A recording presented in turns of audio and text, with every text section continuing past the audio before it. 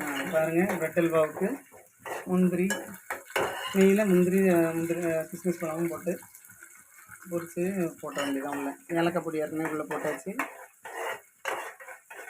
செம்ம வாசனையாக இருக்குது. இன்றைக்கி எங்களுக்கு பிரியாணி இருந்து தான் என் டீச்சர் தான் பண்ணி தந்திருக்காங்க.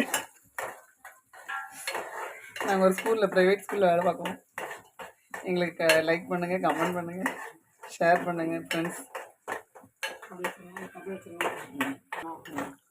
முந்திரி பருப்பும் ரொம்ப கருத்துறக்கூடாது.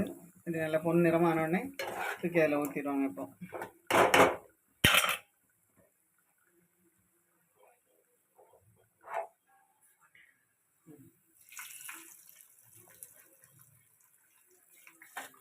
ஊற்றியாச்சு. Bread halwa ready. எல்லோரும் சாப்பிடுவாங்க. எண்ணெய் பிரிஞ்சு சூப்பராக இருக்குது பாருங்கள். பார்க்கும்போதே ஆசையாக இருக்குது சாப்பிடணும் போல். சட்டியில் ஒட்டவே இல்லை பாருங்கள். எண்ணெயில் பொரிச்சது எண்ணெய் அப்படியே கக்கிடுச்சு.